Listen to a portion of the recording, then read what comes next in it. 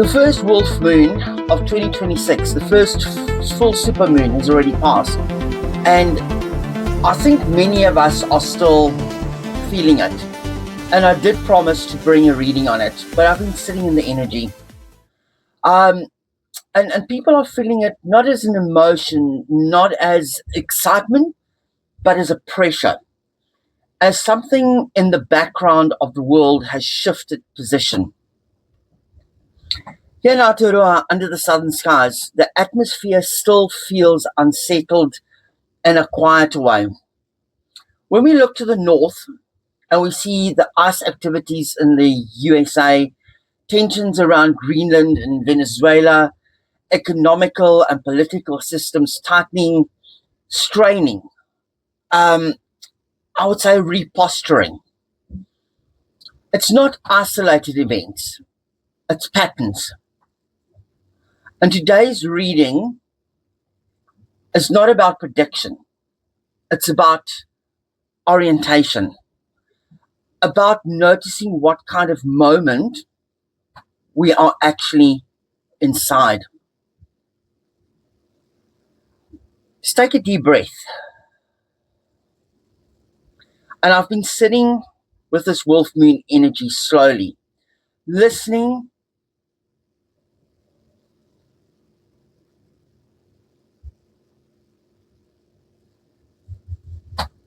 feeling the pathways of the ancestors across the ocean, across lands, across the skies, and in this quiet presence of Kaitiaki, the guardians, the keepers. I'm going to today draw 11 cards. And it's not going to tell us what will happen, but to explore what is moving, what is reorganizing, what is asking to be seen. And I'll see how the energy is. I might pull from another Rider-Waite tarot deck or from the angel numbers. So let's just see where the energies goes. I'm just going to put these aside for the moment. And still sticking. And let's just shuffle these cards. Let's just shuffle these cards. Oh, some have been flying out. What are they saying? Two of Pentacles. Decisions haven't been made.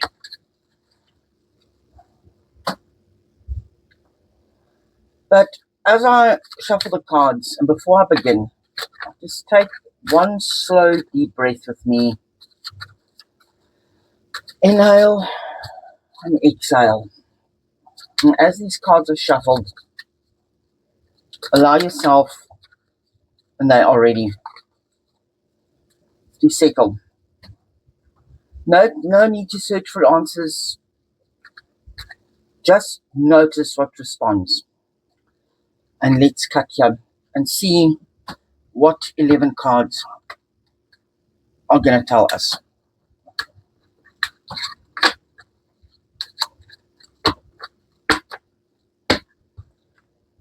And I almost want to say that this is going to be 11 cards, and I want to call it, my guides have just told me, 11 mirrors. One field of reflection. So what I'm going to do is I'm going to pack the first 5 out, and then I'm going to build the layers on that. And let's have a look here. How many times has the Wheel of Fortune showed up? Go back to my part 4 reading. You'll see the Wheel of Fortune also. Oh, 2 of Cups in reverse. 9 of Pentacles upright. See. And here again, we have the Knight of Pentacles. And again, we have the Knight of Wands. But this time, in reverse. Wow. Part 1 to 4 clearly wanted to give us a message, especially about these 2 knights. So let's have a look. Let's put that there. And let's have a look. This first card, the Wheel of Fortune. This immediately frames the entire reading. There's no crisis. I don't think there's no chaos, but rotation. Not crisis, not chaos, rotation. The Wheel of Fortune appears when the systems are already in motion. You see the wheel is turning, whether people agree with them or not. And here from New Zealand, the perspective, the seasons teaches us as well. Change really announces itself. It turns first, and only later do we feel the weather. The card suggests that the world is not breaking. It's repositioning. And I've seen some other readers and I've seen some other channels and psychics also sort of saying, just hold your breath. Things are changing. Now, how do we have the Two of Cups here in reverse? There's a disconnect. There's a mistrust. Misalignment between groups and nations, communities, even within families. And with it being in reverse, the card doesn't speak of hatred. It speaks of a fractured recognition. Sorry, my tongue is tying this morning. I think I just need to clear the air. Give me a second. Let's just clear the air. Let's just clear the air.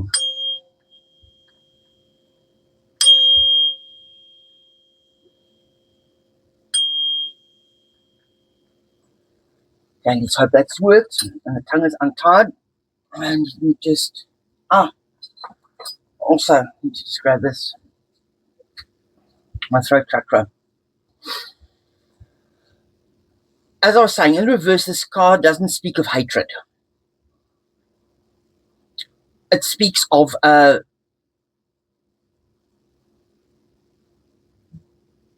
renegotiation. The ability to see oneself in the other. In global events, I think we see this clearly. Just scroll and you'll see.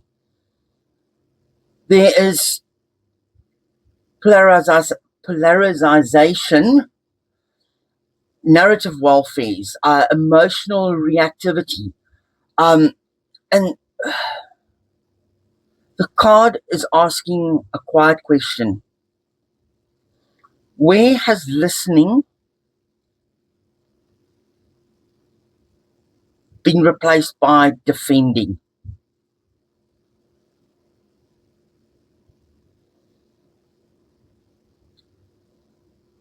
People are constantly on the defense. People are constantly on the back foot. I just look at myself. This week that's just gone past, I constantly felt that I was just constantly on defense. From all angles, I was just on defense. And this card has just made me realize that I personally might just need to step back and listen and not just jump to a defense. Wow, how these cards are giving me a message. Let's look at the Nine of Pentacles here in the center of the reading. Very different energies. It speaks of personal growth and grounding.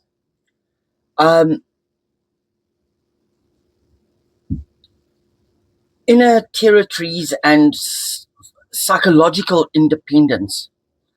It reminds us when conflict systems destabilize, the first stabilizing act is not argument. It's cultivation. That's what's coming to me. Cultivation. So all the pomegranates or grapes, whatever growing in the background there. Stabilizing. Look how stable the falcon is sitting on a hand. The nervous system stability, a daily rhythm, environmental, what's the word? Sovereignty. That's the word, sovereignty. The card is building a sanctuary within instability. Just look, she's got everything that she wants. She's in her own world. She's created a sanctuary for herself. There's a sanctuary created away from the towers.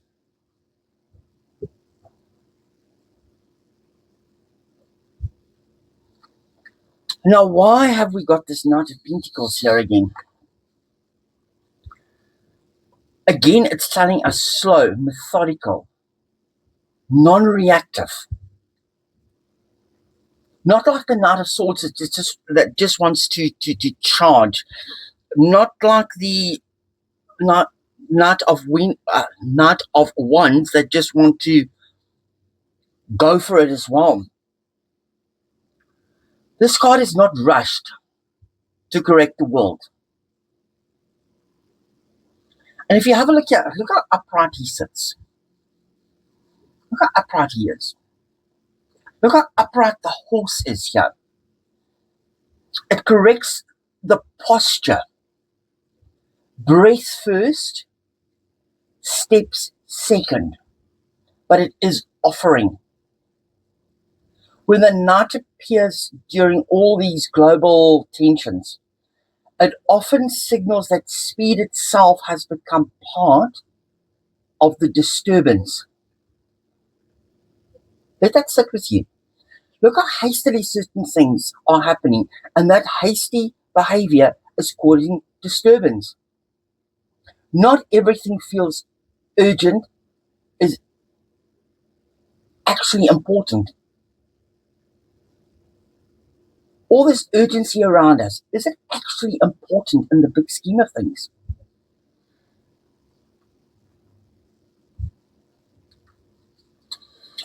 And what does our little mate, the Knight of Wands in reverse, got to tell us?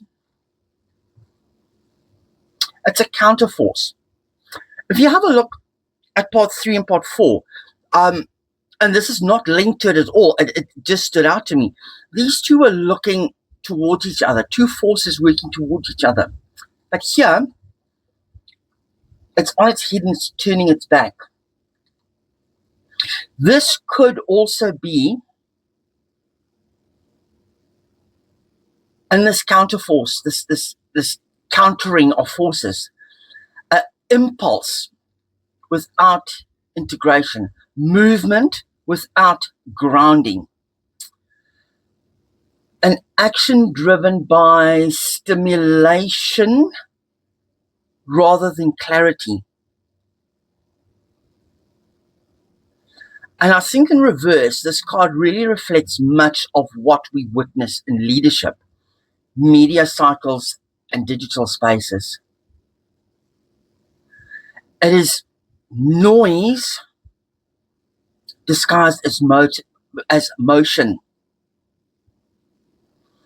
What actions are actually building something, and what actions are only releasing pressures?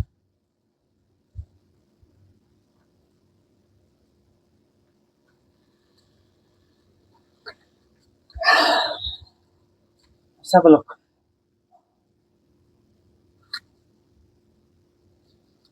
The next 3 cards, the Queen of Pentacles. The Star in reverse. Excuse my lovely artwork, but with the YouTube algorithm, I've got to cover up.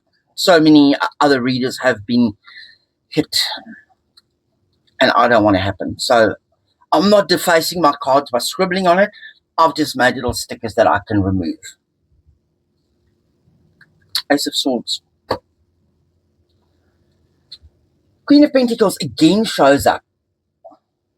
She's there constantly to soften stuff.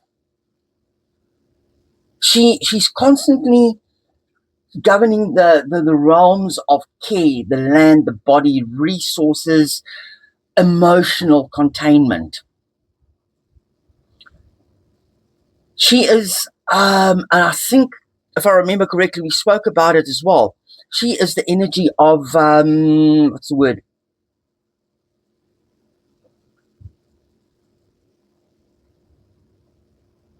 Kaitiaki. That's the word, Kaitiaki. Not as mythology, but as function. Not as the past. She's the one who tends what allows life to continue. In turbulent times, this card reminds us stability is not passive. It is actually actively being cultivated. Being cultivated. And here we got our faithful star, but this time she showed up in reverse. Hope is not absent here. It's internal. This card often appears when everything that is external can no longer supply reassurance. When people must begin sourcing meaning from perception rather from promises. The star here suggests clarity is incumbent. It's not broadcasting it. It is forming quietly beneath confusion. And this is like the stars, our ancestors looking down from the top onto us. They are looking at it and they're trying to balance it from above so that we can have balance here. And then we have here this Ace of Swords, the Yes card. And this is air. And I would also say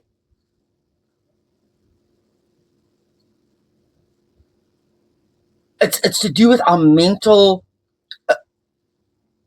well-being. This is a sort of discernment, of naming, of cutting through false framing. And how much false framing is there actually out there at the moment? You just have to go on X. You just have to go on Facebook. You just have to go on mainstream media. How much falseness is out there? But this card is telling us it's going to be cutting out all the falsehoods. And it is inviting us to see things in new ways, seeing those events differently, beyond the language that has been put out to us, beyond the algorithmic storytelling. A different lens becomes available. And that is what I'm bringing these readings from the Southern Hemisphere, looking at it at a different perspective. And still, my throat chakra is still not cleared up. I'm stumbling over my words. Let me take a breath while I pull the other cards. Page of Cups showed up as well, but the last time upright. Eight of Pentacles. And let's look what's underlying. Nine of Cups. Smugness. Who's being smug? Let's leave that for a side. And let's look what the last card is. The Moon in reverse. Let me put those aside. This Page of Cups here, in reversed, is the emotional innocence. meeting the complexity. I think it's warning us gently about collapsing into reaction and outrage or fantasy resolution. Because upright, it's wow, it's a surprise. That's why it's like you're not giving you a surprise. Instead, it suggests emotional maturity. What's the word? Aotearoa, compassion, kindness. That includes boundaries, pacing, and again, I'm getting back to the psychological literacy. Feeling without being steered by feeling. Let that sit with you. Feeling without being steered by feeling.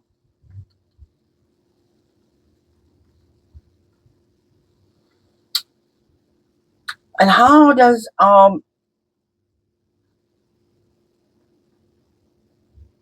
Eight of Pentacles sit here?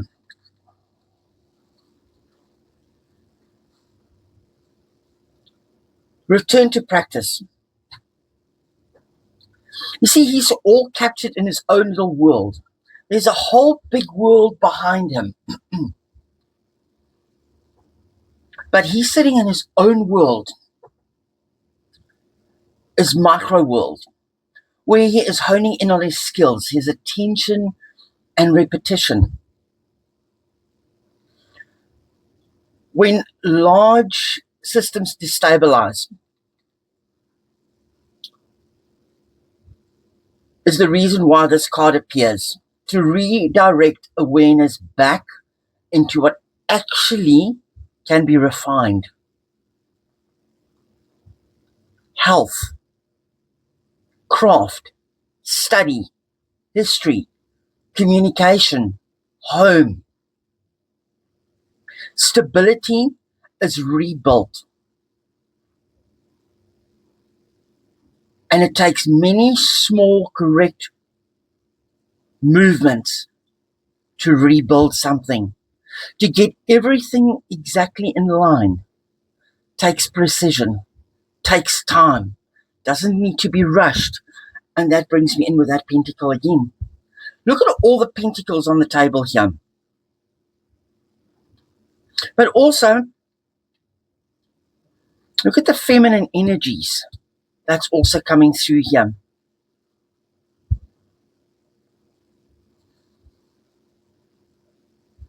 Now, our faithful, the moon,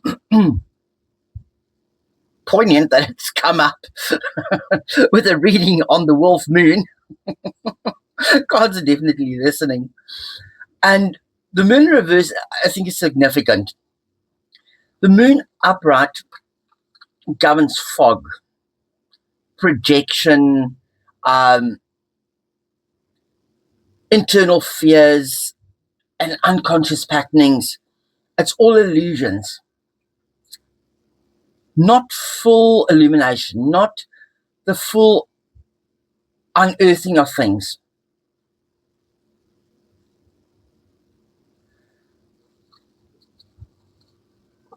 But it's showing a retreat of distortion. And didn't this full moon just show us that it is illuminating stuff? It wasn't half lit. It was fully lit. Hidden structures become visible. Internal narrative starts loosening. And the tide turns. And the tide turns. How amazing is it that this card has showed up, but in reverse, not upright where the moon is obscuring or obscured. It is in full illumination.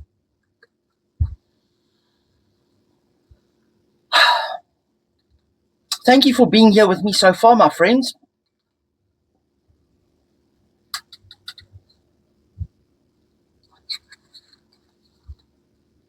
And let's get to this Nine of Cups. We have all achieved so much, but there's still so much to be revealed, so much to be achieved. And it's telling me that we mustn't sit back and be all gloating about it. Because being gloatful, if there's even such a word, is temporarily. Your seat will break. But it's also telling me, don't sit on your laurels and wait around. Because if you're going to be sitting waiting around, you are not going to get to the 10 of Cups. You're not going to go full circle. You're going to stay remaining in 2025 energy. And you're not going to move into the 2026 energy, which is new beginnings. Because this is the last card before we start over the cycle again. Don't sit on your laurels. Get off your wooden bench, because it is temporary. Forget about 25 and work towards a new beginning. And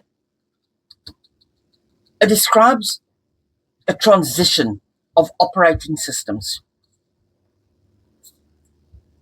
The wheel here is disconnection, grounding,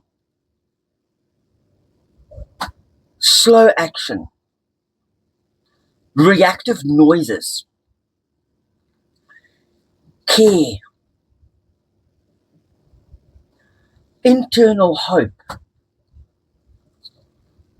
new perception, emotional maturity, personal refinement,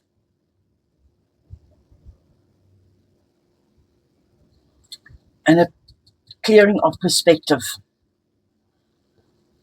And how well does this card not tie in with this? And this is, I would say, almost like the anatomy of a world moving from narratives that are driven into an order, into perception-driven order. I don't know if that's made sense. Let me try and rephrase it. It is the anatomy of a world moving from narratives driven order into perception driven order. Let me know if that makes sense. I'm just telling you what the guides are telling me. It's from ideology to ecology, from performance to function. On a personal level, I don't think this reading asks you to carry the world. It's asking you to stabilize your own interface with your actions, your body, your emotions, your boundaries, and your diet of information. The Nine of Pentacles and the Queen of Pentacles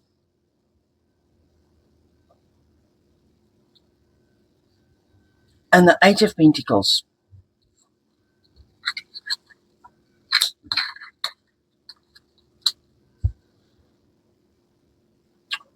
form a quiet instruction. And it's telling you, tend what allows you to remain coherent.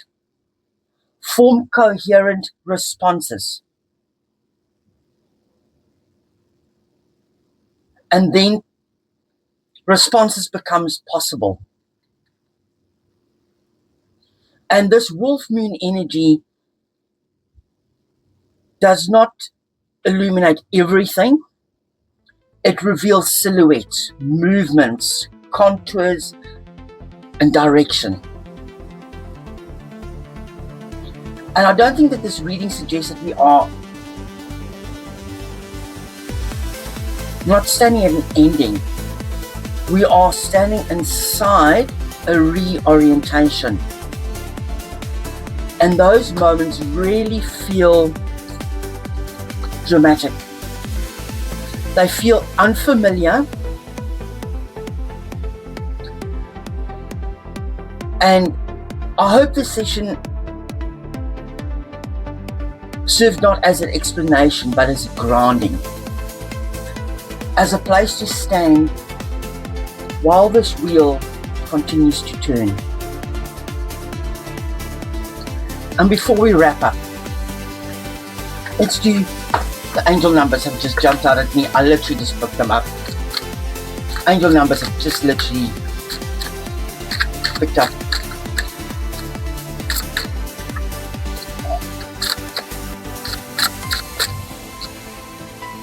And that card wants to come out.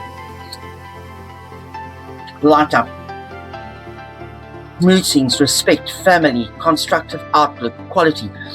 Focus on your needs, desires, and hobbies. Everything is more accessible with a light attitude.